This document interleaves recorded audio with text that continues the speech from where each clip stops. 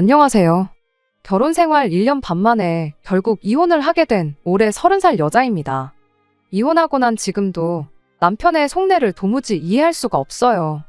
제가 친정어머니가 시어머니보다 모든 방면에서 뛰어나고 시어머니가 우리 친정어머니한테는 비교할 상대도 안 된다고 무시했던 적이 있던 것도 아닙니다. 그런데 왜 자꾸 지 혼자 시어머니와 친정어머니를 두고 그렇게 라이벌 관계를 만들어대는지 그 이유를 도무지 알 수가 없었어요. 심지어 시어머니는 그런 데에는 별로 관심도 없으셨거든요. 그냥 아들 잘 되길 바라시는 평범하게 좋은 시어머니세요. 아니, 그런 분이시라고 생각했었지요. 그런데 왜 자꾸 시어머니는 가만히 있는데 왜 시어머니와 친정어머니 중 누가 더 나은지, 누가 더 잘하는지, 누가 더 좋은 인생을 살았는지 그런 걸 기준을 만들어서 판단하고 정하려고 하는 건지. 겪어보지 못하신 분들은 이게 얼마나 스트레스인지 모르실 거예요. 애초에 시어머니와 친정어머니 두 분이 서로 살아온 삶부터가 다르시거든요. 저희 친정어머니는 제가 졸업하고 취직하자마자 그만두긴 했지만 쭉 직장 생활을 하셨고 시어머니는 평생을 전업주부로 살아오셨어요. 친정어머니가 직장 생활을 하신 만큼 어떤 부분에서는 시어머니보다 더 아는 바가 많고 반대로 시어머니 또한 전업주부 생활을 하시면서 어떤 부분에서 저희 친정어머니보다 훨씬 아는 바가 많은 게 있을 텐데 남편은 굳이 제 입에서 시어머니가 친정어머니보다 더 대단하다는 말을 듣고 싶었나 봐요. 원하는 대답 골라서 해주는 게 어려운 건 아니지만 저 역시 아닌 사실을 두고 친정어머니를 깎아내리면서까지 남편 기분 하나 좋으라고 시어머니를 축혀 세워줄 생각은 없었습니다. 물론 저희 집이 시댁과 비교했을 때 조금 여유가 있는 편이긴 해요. 그런데 그건 친정어머니가 직장 생활을 하셨다고 집에 돈이 더 많은 게 아니고 애초에 할아버지 때부터 형편이 여유로웠던 거였거든요. 만약 자격지심이 문제였다면 자격지심을 느껴도 그건 시어머니가 저희 친정어머니에게 느끼셔야 하는 부분 아니겠나요? 그런데 세상에 제가 태어나서 대리효도에 대한 이야기는 몇 번이고 들어봤어도 대리 자격지심은 제 인생에서 듣도 보도 못한 경우라서 아직도 남편하고의 결혼 생활을 되새겨보면 도무지 이해가 가질 않고 황당한 일투성이에요. 그리고 무엇보다 그럴 거였으면 차라리 결혼 전부터 그랬어야지. 왜 결혼하자마자 돌변해서 저러는 건지. 정말 남편 덕분에 팔자에도 없는 이혼까지 해보고 열받는 일투성이입니다. 남편하고는 3년 연애하고 결혼을 했어요. 말씀드렸다시피 연애하는 동안 두 사람 사이에 있어서 남편이 단 한 번도 시어머니 이야기를 꺼내면서 친정어머니와 비교했던 적 단 한 번도 없어요. 남편이 저한테 왜 그러는 건지 직접적으로 이유를 말해준 적도 없습니다. 하지만 갑자기 사람이 다른 사람이 될 만큼 돌변한 건 나름의 계기가 있겠거니 생각했어요. 그래서 제 나름대로 지난 날을 되짚어보다가 남편이 저것 때문에 그러는 거구나 하고 결론을 내렸던 일이 하나 있습니다. 때는 저희가 신혼여행을 다녀오자마자 양가에 인사드리러 다녀왔을 때였어요. 친정 먼저 다녀오고 다음날 시댁에 다녀왔거든요. 시댁을 우습게 여겨서 그런 게 아니고 친정이 거리가 더 가까웠기 때문에 그랬던 거였고 제가 시댁 먼저 가자는 거 남편이 가까운 친정부터 다녀오자고 해서 친정애를 먼저 다녀온 거기 때문에 신혼여행 다녀와서 친정 먼저 간 게 계기가 된 건 절대 아니었습니다. 다만 친정에서 있던 일이 발단이 되었을 수도 있다고 결론을 내리게 되었죠. 그날 친정어머니께서 저희를 따로 방으로 불러내시더니 저희한테 결혼 선물이라며 꽤나 큰 돈을 주셨거든요. 그간 저희 어머니께서 직장 생활하시면서 언젠가 제가 시집 가게 되면 주겠다고 저 어릴 때부터 조금씩 당신 용돈 아껴서 모아온 돈이었어요. 하지만 그 돈을 모아온 세월이 자그만치 25년 가까이 되었다 보니 금액이 상당했습니다. 매달 10만 원씩은 그냥 기본으로 모으셨고 중간중간 여유가 있거나 남는 돈이 생기면 남는 대로 그대로 통장에 넣으셨다고 해요. 그리고 그 돈이 어느 정도 목돈이 되었을 때는 이 적금, 저 적금 갈아타면서 이자 수익도 내셨고 잠깐 큰맘 먹고 시작했던 단기 투자로도 재미를 보셔서 그걸 다 모아놓고 보니 액수가 상당했어요. 자그만치 6천이나 되었거든요. 그걸 굳이 결혼하고 나서 주신 데에도 이유가 다 있어요. 저랑 남편이 반반 결혼을 했기 때문입니다. 반반 결혼을 하면서 양가 부모님 지원도 1억씩 받아서 결혼했어요. 원래 친정어머니가 따로 모아두셨던 그 돈으로 저한테 지원해줬을 1억의 보태도 아무런 문제가 없는 상황이었지만 친정어머니는 그렇게 줄 게 아니고 저한테 따로 이 돈을 주고 싶으셨답니다. 애초에 처음부터 친정아버지도 모르게 해서 모아오셨던 돈이라 어떻게든 개인적으로 저한테 전달해주고 싶으셨대요. 그런데 그렇다고 결혼하기 전에 그 돈을 주자니 반반 결혼하기로 했는데 괜히 시댁에 쓸데없는 부담을 주는 건 아닌 건가 싶기도 하셨대요. 그도 그럴 게 양가에서 1억씩 지원해주기로 했던 게 시어머니께서 당장 형편에 해줄 수 있는 최대한이라며 1억을 먼저 말씀하셨기 때문이에요. 괜히 이야기되었던 1억에 친정어머니가 독단으로 6천을 얹어줬다가 괜히 시댁에 안 해도 되는 부담을 주는 걸 수도 있지 않겠냐는 게 저희 어머니 결론이셨죠. 그래서 그 돈을 저희 결혼식 마치고 나서 공개하고 저한테 주셨던 거예요.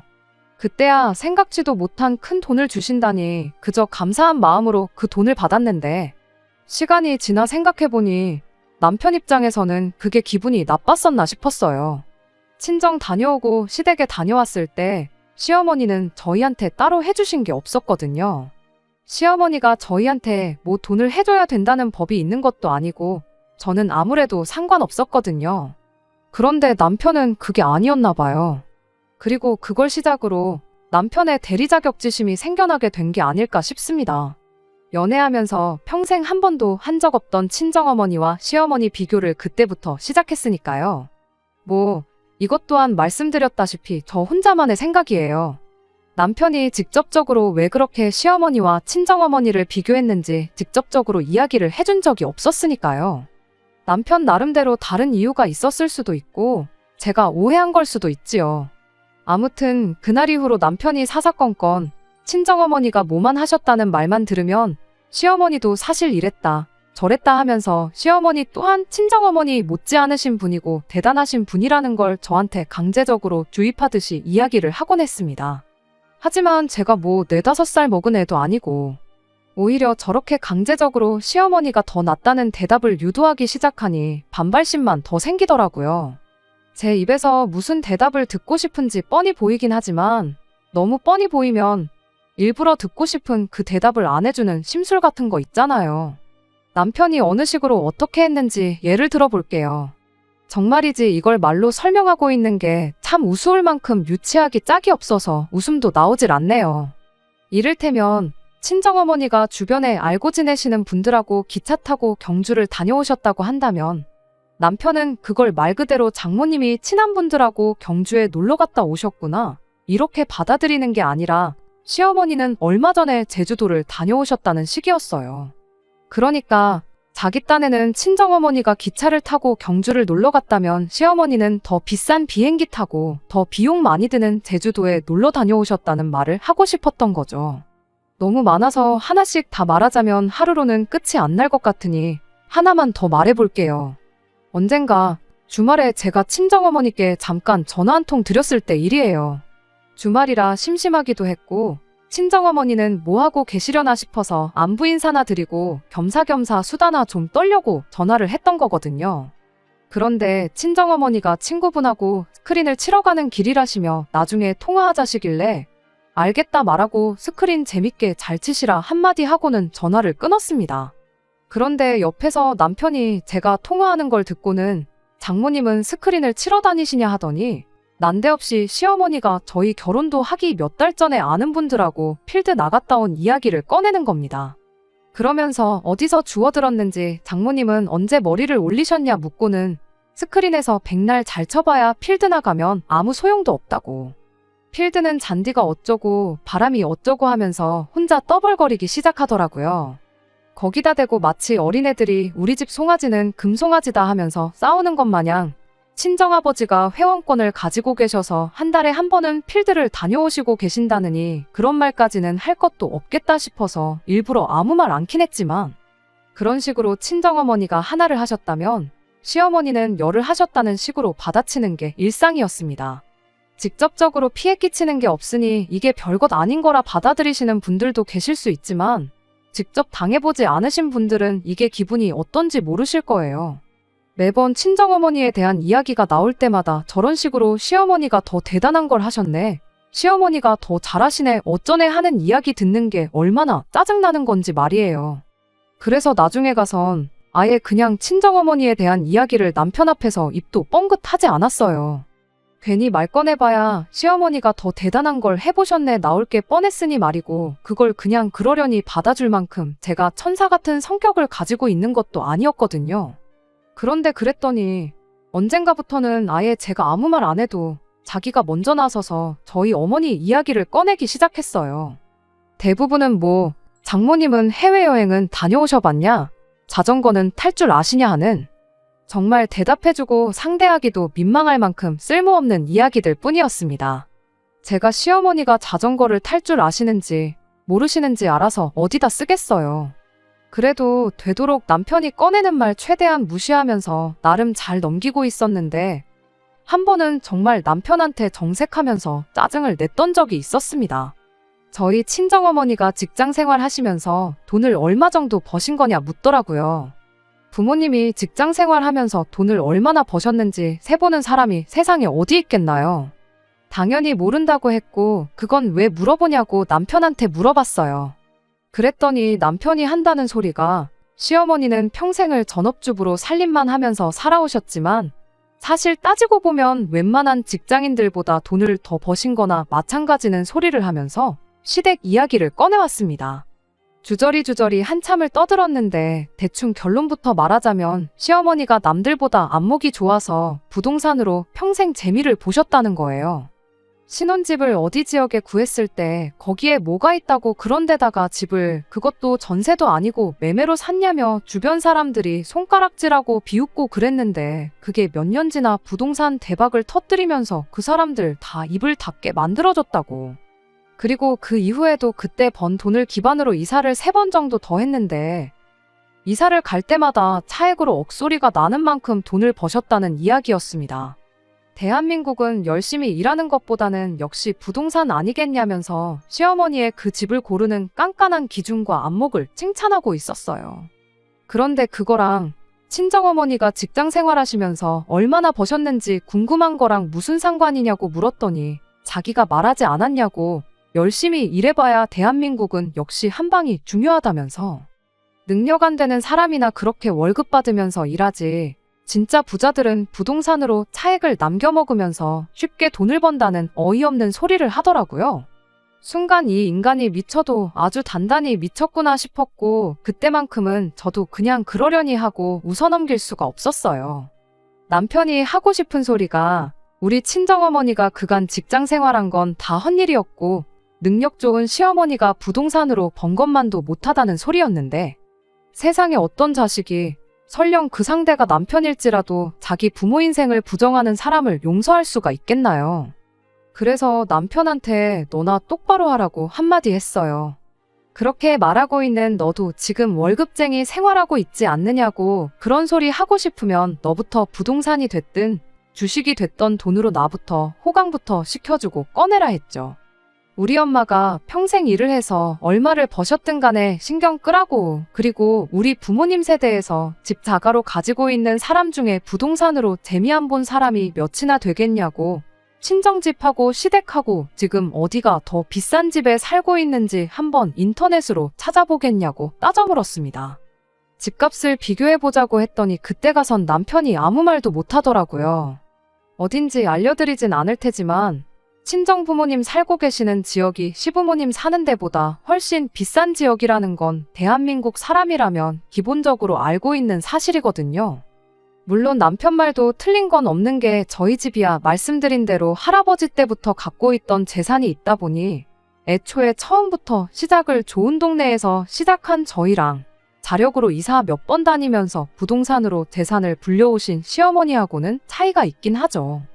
하지만 그렇다고 해서 그게 시어머니는 탁월한 능력을 가졌고 친정어머니는 돈 불리는 재주가 없어서 직장 생활을 했다고 인정을 해야 할 이유가 되지는 않았습니다. 아무튼 그때 말 나온 김에 남편한테 매번 그딴 식으로 좀 하지 말라고 단단하게 경고도 했습니다.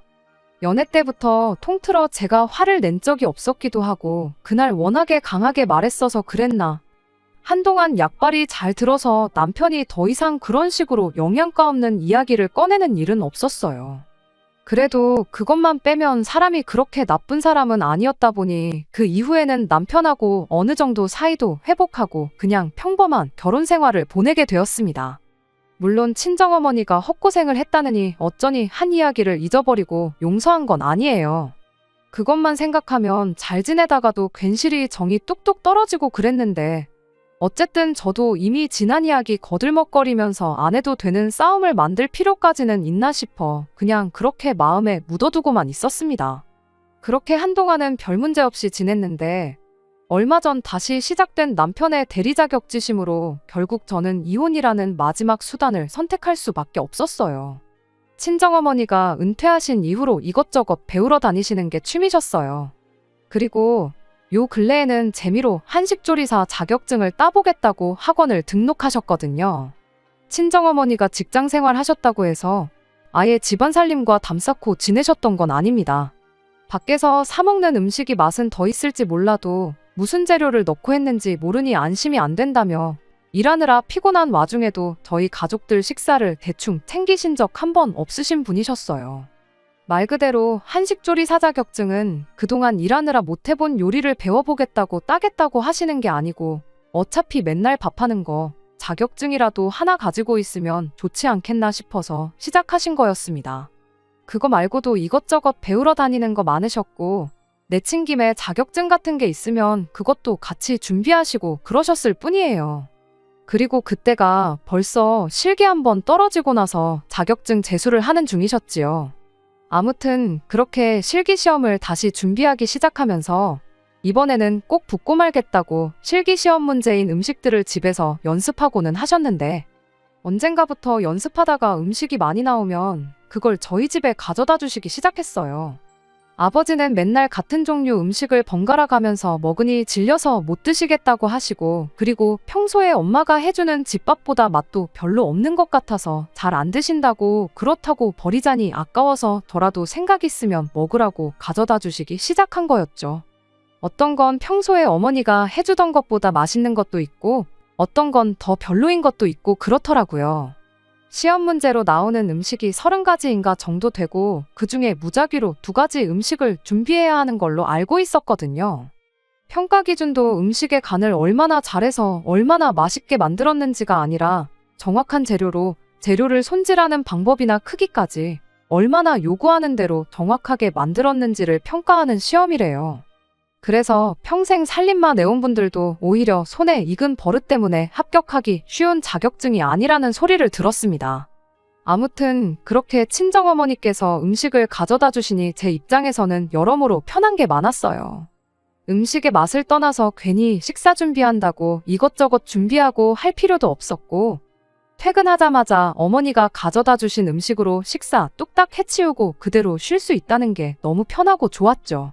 매번 비슷한 로테이션이긴 했지만 나름 밸런스를 맞춰주신다고 메뉴도 매번 바꿔가면서 해서 가져다 주셨어요. 하지만 아버지가 어머니께 말했던 대로 계속 같은 것만 먹는 느낌이니 조금 물리기는 하더라고요. 그런 느낌이 들 때쯤 한동안 잠잠했던 남편이 또다시 시어머니 이야기를 꺼내왔어요.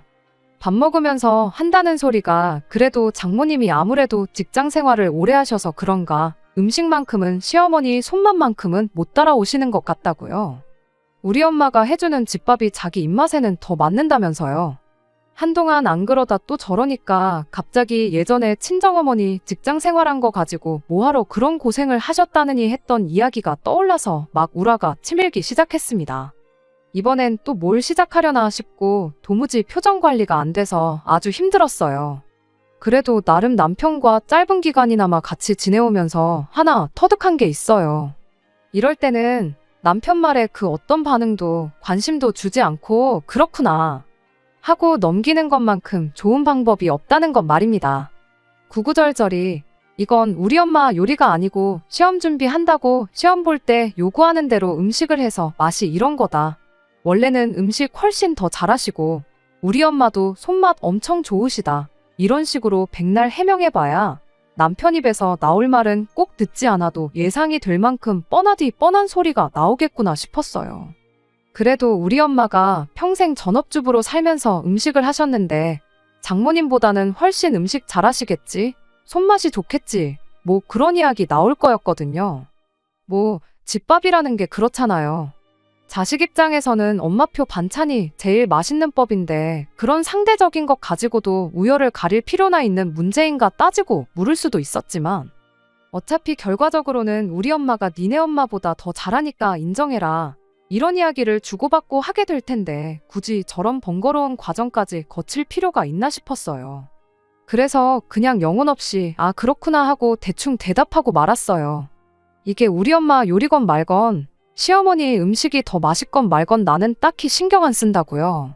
그렇게 대충 대답하고 나서 슬쩍 남편 얼굴을 보니 어떻게 더 시어머니 자랑을 하고 싶어서 입이 근질근질한 건지 온몸을 막 비틀어대면서 다음 말을 꺼낼 생각을 하는 것처럼 보이더군요. 그 순간 저는 숟가락 내려놓고 배불러서 그만 먹어야겠다 한마디 한 후에 방으로 들어갔어요. 말씀드렸던 것처럼 저러지만 않으면 남편과는 제법 잘 지내는 편이었다 보니 상대를 안 해주는 게 최선이라 생각했고 괜히 말다툼하면서 힘 빼고 싶지 않아서 했던 행동이었습니다. 그런데 그렇게 다음 날이 돼서의 일이었어요. 남편이 평소보다 퇴근이 늦더라고요. 원래 야근이 있으면 야근이 있다 말하고 몇 시쯤 올지 말해주는 사람이었는데 그런 연락도 하나 없었지요. 그렇게 남편은 1시간 반 정도 더 지나서 집에 들어왔는데 빈손이 아니라 장바구니를 양손에 들고는 낑낑거리면서 집에 돌아왔습니다. 이게 다 뭐냐고 했더니 당신도 우리 엄마가 한 집밥 맛 좀 봤으면 좋겠어서 시댁 가서 반찬 좀 얻어왔다고 하더라고요. 그러면서 장바구니에서 가지고 온 걸 하나씩 꺼내는데 정말 반찬들이 끝도 없이 나오더라고요. 각종 나물에 마른 반찬들에 국도 2종류에 소불고기랑 돼지불고기까지 아주 종류별로 생각할 수 있는 모든 음식이 다 나온 것 같아요. 누가 봐도 반찬 좀 얻어왔다고 하기엔 가짓수가 너무 많은 게 누가 봐도 시댁에 있는 남는 반찬을 얻어온 게 아니고 전날부터 시어머니 닭달에서 종류별로 반찬이란 반찬은 다 해다 달라고 한 것처럼 보였습니다. 왜 반찬통에 담겨있는 때깔만 봐도 그 반찬이 오늘 한 건지 해놓은 지 며칠 정도 된 건지 딱 봐도 다 티가 나잖아요.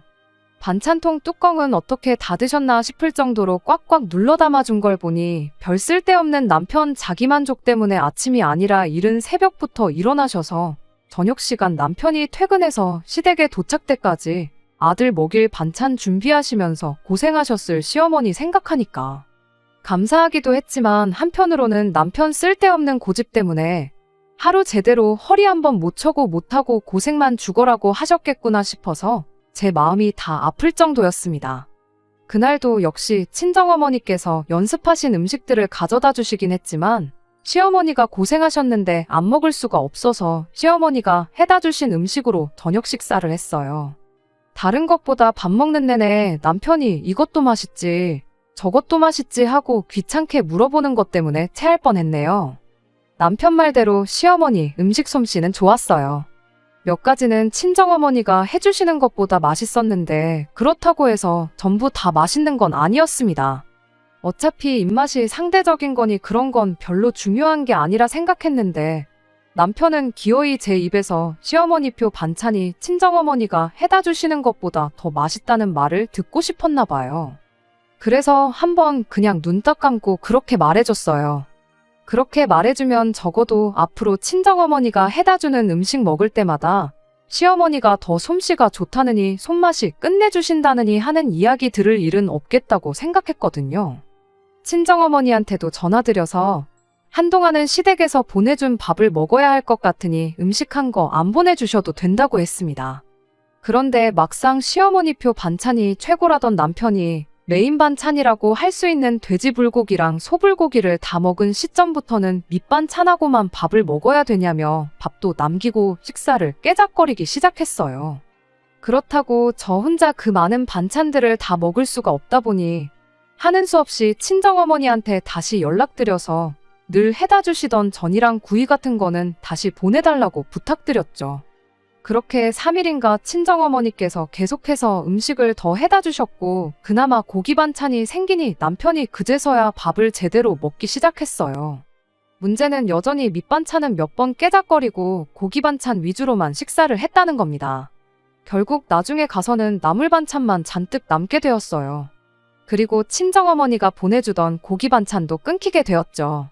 친정어머니가 시험 일자가 다가옴에 따라서 이제 손에 익은 거 말고 손에 안 익는 음식들을 연습해야겠다시며 비빔밥이며 그런 걸 연습하셨거든요. 그래도 시어머니가 고생해서 해다 주신 반찬인데 이미 저희 집 냉장고에 들어온 지 열흘이 가까워지는 시점에 어떻게든 남아있는 나물 반찬을 처리해야 한다는 생각밖에 없었어요. 상해서 버리는 건 힘들게 음식을 해다 주신 시어머니에 대한 예의가 아니라고 생각했거든요. 그러다 갑자기 번뜩하고 좋은 생각이 난 거예요. 친정어머니한테 그럴 게 아니고 비빔밥 연습하신 거 있으면 그것 좀 가져다 달라고 부탁을 드렸어요. 왜 저희 집도 어머니가 항상 나물 반찬 이것저것 하시고 나서 얼마 안 남으면 그거 양푼이에 고추장 크게 한 숟가락 넣고 계란 후라이해서 비벼서 먹고 그랬거든요. 그렇게 하면 평소 먹는 것보다 나물도 훨씬 더 많이 먹고 그랬으니 남은 나물 반찬 처리하는데 그거만한 게 없겠구나 싶었습니다. 남은 나물 반찬 양을 보니 딱 이렇게 두 끼만 먹으면 남는 거 없이 싹 다 끝내겠구나 싶었어요. 그런데 남은 나물 반찬 때문에 결국 이혼을 하게 될 줄은 그때까지만 해도 정말 생각도 못했습니다.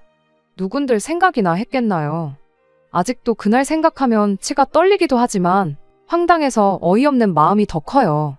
그날따라 남편 퇴근이 조금 늦었어요. 친정어머니는 이미 저희 집에 비빔밥거리를 주고 가신 상황이었고요. 저 혼자 먼저 먹을까 하다가 남편이 혼자서 밥 먹는 걸 싫어하는 편이라 괜히 안 먹는다고 나오면 괜히 나물 반찬이 애매하게 남아버릴 것 같아서 남편 퇴근하기를 기다렸죠. 이내 남편이 퇴근을 했고 내가 저녁 준비할 테니 남편한테는 얼른 씻고 나오라고 했어요. 그렇게 남편 씻는 동안 계란 후라이도 3개에서 부치고 양푼이에다가 나물이랑 상추 쫑쫑 썰어서 밥을 비볐습니다. 참기름까지 뿌리고 깨소금으로 마무리하니까 보고만 있어도 입맛이랑 군침이 돌더라고요. 한 숟갈 간을 보니까 고추장도 그냥 고추장이 아니라 실기시험에 나오는 대로 설탕이랑 어떻게 해서 만든 고추장이라 그런지 일반 고추장보다 훨씬 맛있게 느껴졌어요. 때마침 남편이 씻고 나오길래 얼른 와서 밥 먹으라고 했죠. 그때까지만 해도 그냥 평소처럼 저녁 식사 마치고 나서 같이 TV 좀 보다가 잠드는 평범한 일상을 생각했었는데 남편이 밥상머리에 앉자마자 이게 뭐 하는 짓이냐며 육두문자를 섞으며 애써 비벼놓은 양푼을 바닥에 패대기 쳐버리더라고요. 그러더니 저한테 성큼성큼 걸어와서는 전에 본 적도 없는 무서운 표정으로 너 지금 시어머니가 우습게 보이냐면서 성질을 부리는 거예요. 저도 어이가 없어서 뭔 소리를 하는 거냐고 남편한테 따져 물었어요. 그랬더니 어떻게 감히 시어머니가 고생고생해서 해다 준 반찬을 가지고 개밥을 만들어 놨느냐고 고래고래 소리를 지르는 겁니다. 시어머니가 얼마나 우습게 보였으면 그러는 거냐고 입에 개거품을 무는데 그때는 어이가 없다기보단 솔직히 남편이 무서웠어요. 부부싸움하고 싸움은 엄연히 다른 거잖아요. 남편을 힘으로 이길 수 있어서 부부싸움하는 사람들이 얼마나 되겠나요. 그런데 이건 뭐 시작부터 사람을 죽일 듯한 기세로 달려드는데 이때는 같이 소리내서 싸우는 것보다 제가 자리를 피하는 게 상책이라는 생각밖에 안 들었어요. 그래서 자리를 피하려는데 남편이 가긴 어딜 가냐면서 제 머리끄댕이를 잡아당겼습니다. 머리를 붙잡힌 제가 아프다고 소리를 지르니까 그제서야 남편도 제정신이 들었는지 곧바로 손을 놓더니 저한테 미안하다고 사과를 하더라고요. 사과를 하면 했지. 한마디 덧붙이기를 그래도 이건 너무한 거 아니냐고 어떻게 우리 엄마가 힘들게 해준 반찬을 고추장에다가 비빌 생각을 했냐며 우리 엄마 정성은 생각도 안 한 거냐는 소리를 하는 거예요. 저는 그 소리가 마치 자기가 화를 낸 이유가 저 때문이라고 하는 소리로밖에 들리지 않았습니다. 너가 먼저 잘못을 했으니 내가 화를 내는 게 당연한 거고 머리끄댕이를 붙잡혀도 싸다는 소리잖아요. 그래서 저도 그냥 어디 한 대 칠 테면 쳐봐라 하는 심정으로 남편한테 한마디 했어요. 이 미친 인간아, 너는 태어나서 비빔밥도 한 번 못 먹어봤냐고. 네가 반찬 투정 안 하고 제때제때 어머님 반찬 먹고 그랬으면 이렇게 비빔밥 먹으라고 비벼줄 일도 없었을 거 아니겠냐고. 밥 비벼 먹는 건 시어머니 정성을 무시하는 행동이고 냉장고 안에서 쉬어 빠지게 만들어 음식물 쓰레기통에 처박는 건 시어머니 정성을 생각하는 행동이냐 한마디 했더니 그 자리에서 미안하다고 사과하고 머리끄댕이 붙잡은 건 잘못했다고 싹싹 빌어도 모자란 판국에 한다는 소리가 고추장이 묻으면 시어머니가 힘들게 해놓은 간이 사라지지 않냐며 그냥 먹어도 맛있는 걸 망쳐놓은 제 잘못이라고 끝까지 우겨대는 거예요. 그리고 그때 남편의 이 대리 자격지심을 나는 평생을 감당할 수 없겠구나 하는 생각이 들었습니다. 갑자기 우리 집이 뭐 빚보증을 서서 폭삭 망하게 된다던가 무슨 일로든 안 좋은 일 때문에 시댁보다 어려운 상황에 처하기 전까지는 영원히 계속될 것만 같았어요.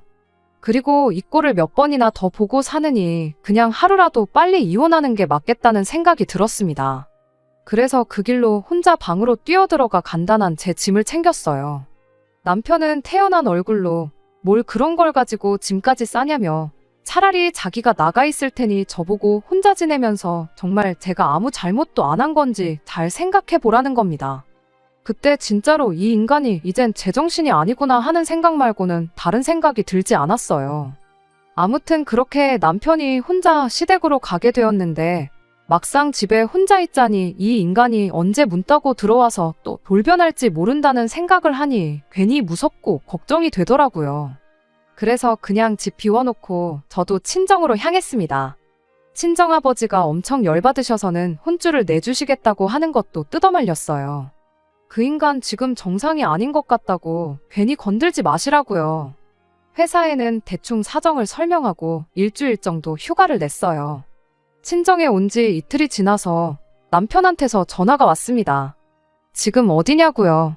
제가 연락이 없으니 남편이 집에 들렀나 본데 집에도 제가 없으니 저한테 전화를 했던 것 같아요.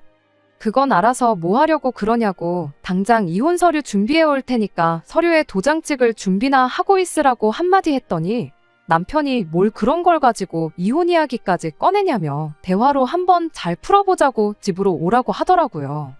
절대 제 몸에 털끝 하나 건들지 않겠다고 하길래 대화로 뭘 어떻게 풀어보려고 하는 건가 싶어서 집에서 만나기로 했죠.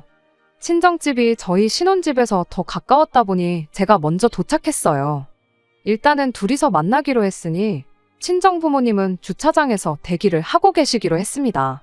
전화기 통화 상태로 해놓고 주차장에서 상황 듣다가 분위기가 험악해지는 것 같으면 곧바로 올라오시기로 하고요. 이윽고 남편이 도착했는데 둘이서 이야기해보자더니 남편은 시어머니를 대동해서 끌고 왔더라고요. 말빨이 안 되니 어머님을 모시고 왔구나 싶었는데 아니나 다를까 남편이 아니라 시어머니가 먼저 말을 꺼내더라고요. 부모 생각하는 자식 마음이 그런 거 아니겠냐며 당신 생각에도 아들이 잘못한 것 같다고 사과시킬 테니 남편 용서해주고 전처럼 잘 지내라는 말을 하시는 겁니다. 세상 누가 그 상황에 제가 잘못했다고 하겠나요? 당연한 일이었지만 저는 남편이 나물 반찬 고추장에 비볐다고 화낸 것보다 사과를 받고 싶은 게 있었으니 그건 남편이 어딜 가냐며 뒤돌아선 제 머리채를 잡아 끌었다는 사실이었어요. 다른 건 몰라도 두 번 다시 앞으로 우리 사이에 무슨 일이 있어도 내 몸에 손가락 하나 가져다 대지 않겠다는 약속은 받아내야겠다는 생각이었습니다. 그리고 만약 이런 불미스러운 일이 다시 발생하게 된다면 그때는 아무 조건도 없이 이혼하는 거고 재산 분할이고 뭐고 땡전 한 푼 없이 몸만 나가겠다는 각서를 써달라 했습니다. 이혼할 때 각서가 아무 소용 없다는 사실은 알고 있긴 했지만 이 정도는 해야지 적어도 같은 꼴은 안 보겠구나 하는 생각이었어요. 그런데 난데없이 시어머니가 그런 불합리한 조건은 받아들일 수 없다면서 싫다고 거절을 하시더군요. 그러면서 고작 머리채에 한 번 잡힌 걸 가지고 장난이라고 생각하고 그냥 넘어가면 될 걸 일을 너무 심각하게 만드는 거 아니냐는 거예요. 그런 각서를 쓰면 우리 아들 남은 평생이 너무 불리해지는 거 아니냐입니다. 제가 마음먹고 남편 꼭지 돌게 만들어서 어쩌다가 슬쩍 밀치기라도 하면 그 순간 우리 아들은 이혼당하고 땡전 한 푼도 분할받지 못하고 이혼당하는 거 아니냐고요. 팔은 안으로 굽는다고 자식 편 들어주는 건 당연하다고 생각했고 그래도 어쨌든 시어머니까지 나서서 기분 풀라고 말씀하시니 그냥 앞으로 대리 자격지심 때문에 쓸데없는 소리 하고 사람 마음 상하게 하는 것만이라도 못하게 해달라 말하고 그러고 이 부부싸움을 끝낼 생각이었어요. 그런데 시어머니 마지막 말 한마디에 결국 제가 이성을 잃고야 말았습니다. 시어머니가 잘 생각했다고 뭐 머리채 한 번 잡힌 거 가지고 그러냐며 가족끼리 그러는 건 장난치는 것에 불과하답니다. 그 말을 들으니 남편과 화해할 생각이 싹 사라졌어요. 그게 무슨 소리시냐고. 그러면 앞으로 무슨 일 때문이건 간에 남편이 제 머리채를 잡으면 전후 사정 안 보고 그걸 장난으로 받아넘겨야 한다는 말이시냐 물었더니 막말로 얘가 주먹질을 한 것도 아닌데 뭘 그리 호들갑이냐고. 원래 부부 사이라는 게 싸우면서 더욱 더 돈독해지는 법이라며 다음부터는 이런 사소한 일로 나까지 오게 만들지 말라는 겁니다. 순간 정말로 이성의 끈이 뚝 끊어졌어요. 그리고 그 길로 시어머니 머리채를 붙들어 잡고든 그대로 이리저리 흔들었어요.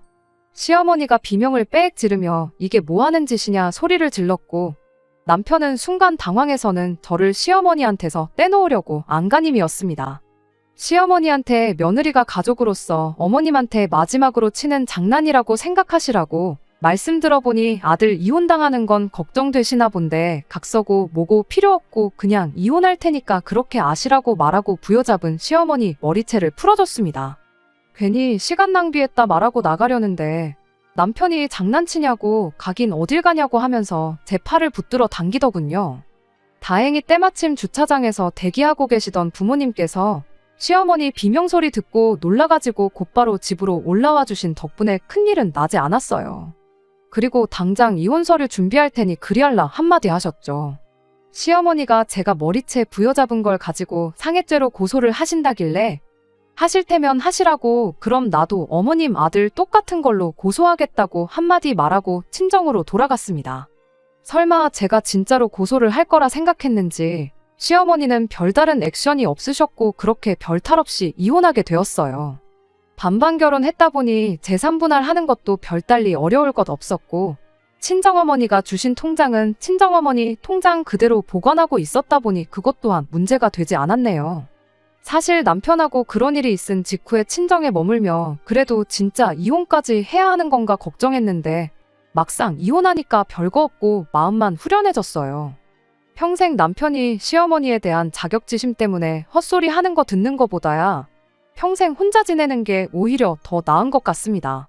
하나 아쉬운 게 있다면 내 머리채 붙잡은 본인인 남편 머리카락 한 올도 못 뜯어놓고 나온 거 그거 말고는 없네요. 정말 대리 자격지심보다는 차라리 대리효도를 강요하는 게 100번 1000번 나았을 것 같아요. 만에 하나 남편이 다른 사람을 만나 결혼을 한다면 다른 건 몰라도 새 장모님 되실 분이 대놓고 시어머니보다 못한 분으로 찾으라고 안 그러면 또 이혼당할 거라고 충고 한마디 해주고 싶네요. 끝까지 들어주셔서 감사합니다. 오늘의 사연은 여기까지입니다. 구독과 좋아요, 알람 설정 부탁드리고 더 좋은 사연으로 다시 찾아뵙겠습니다. 감사합니다.